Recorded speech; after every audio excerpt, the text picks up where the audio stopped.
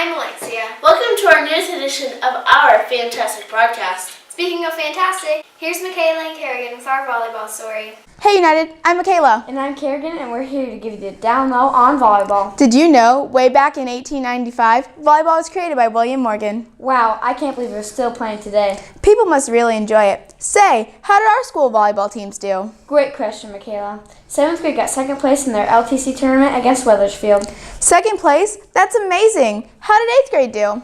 8th grade got 1st place in a nail-biting 3-match game against Anawan. 1st place? That's awesome. Let's check out some killer footage of the United volleyball teams. Gotta get that. Gotta get that. Gotta get that. Gotta get that. Boom, boom, boom. Gotta get that. Boom, boom, boom. Gotta get that. Boom, boom, boom. Gotta get that. Boom, boom, boom. Gotta get that. Boom, boom, boom. That boom, boom.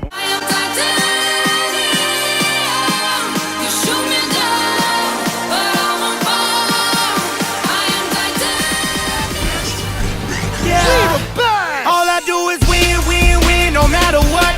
Got money on my mind, I can never get enough. And every time I step up in the building, everybody hands go up.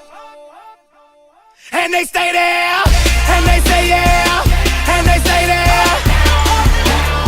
Great job to all the United volleyball athletes. And even though we'd love to chat all day about volleyball, We have to pass it back to Jordan and Alexia. Wow, I didn't know our United volleyball team was that good. Yes, have you ever thought of our band corps performing that good as well? Yes, recently Mrs. Wood and Mrs. Pettigo took 4 students from United Junior High to ILMEA. All the students performed very well. Here is Abby and Danielle with our ILMEA feature. Yo, yo, yo, Danny B! Hey, Dizzle! Yo, Abby, we need to get some rapping up in here, dog. ILME! What? ILME! What? ILMEA. ILMEA. Hi, I'm Abby. And I'm Danielle. ILMEA is a music competition including choir and band. To audition for ILMEA, you need to learn music and music scales. And then if you make it in ILMEA, you practice, and then you practice again for 1 full day at Augustana College and perform a concert in the evening. Hey Abby, weren't you in ILMEA? Yes, it was so much fun. Meanwhile, you're probably wondering what ILMEA stands for. Well, ILMEA stands for Illinois Music Educators Association. Hey Danielle, weren't you in ILMEA too? Yeah, it was so much fun. Now let's hear from Grant and Mallory. The choir I was in was treble choir, and that's for all girls.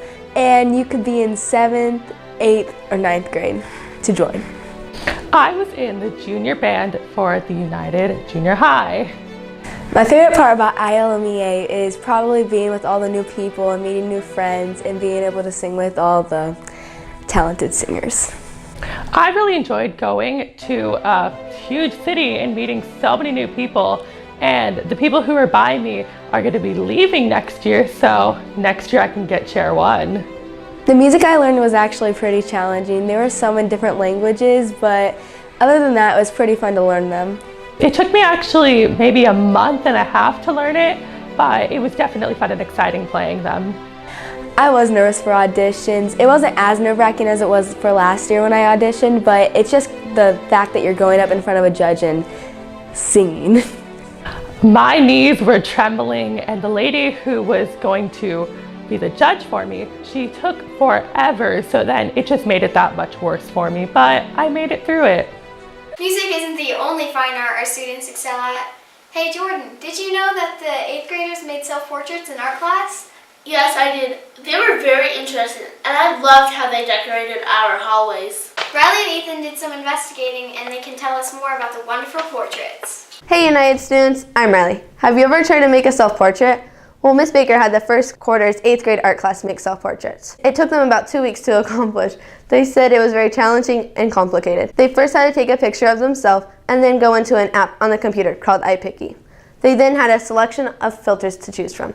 Many chose the black and white filters. They then had to print their picture out and measure it out on a grid.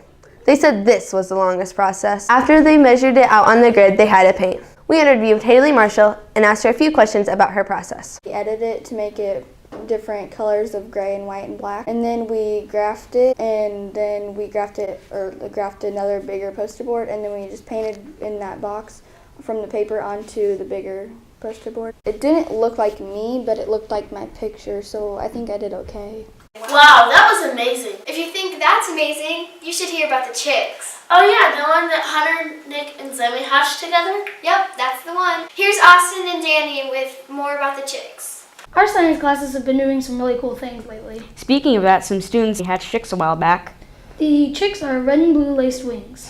Hunter Austin's grandmother supplied them with the eggs. They put 12 eggs in the incubator and 8 eggs hatched. They are now living with Hunter Austin's grandma. We interviewed the 3 people that hatched the chicks. This is what they had to say. Just put the eggs in there, and then they get turned by the turner, and then we had to take the turner out after, 18 days, and we messed up, and we took out a day late, which we're not supposed to do. Somehow the chicken survived. By candling them. You get this machine, you put the egg on top of it, it's this light, and you move it turn off all the lights in the room, and like you can see stuff in there, like you can tell if the chicken's alive. Wow, I didn't know it only took 21 days for chicks to hatch. Did you know that it took about 10 days for Mr. Eiler's shop class to make birdhouses? I had no idea. Here is Addie and Paige with more information. This year, Mr. Eiler has been working hard on preparing the 8th graders to successfully make a birdhouse and teach them the names of the tool. Some people were really nervous at first, but Mr. Eiler, he really helped them get through it. The 8th graders have been working hard on successfully creating their birdhouses and mastering their woodworking skills. The 8th graders had to use tools as the chop saw, nail gun, and palm sander to master the ultimate birdhouse. While woodworking may not be your forte, we have some wonderful people who are confident in their work and would like to share their birdhouses with us. We used this chop saw, and we used a sander, and then Mr. Eiler used a table saw to cut like the angles of the stuff. Well, he gave us like instructions on how long the wood had to be and everything, and then we had to use a staple gun, and we had to put all the wood together, but first you had to glue it and then you stapled it. It took about 10 days to build it because we had to do it took a couple days to cut wood. Everyone had different days that they got done. Well, I guess that wraps up the newest edition of our broadcast. We interview you, we write about you. We are the United Broadcast Crew. Stay classy, United. My face feels funny. 8. Let's check out some more killer. Oh wait, no. Let's check out some Okay. I don't know what was happening. Okay. Are we all good, Sounding?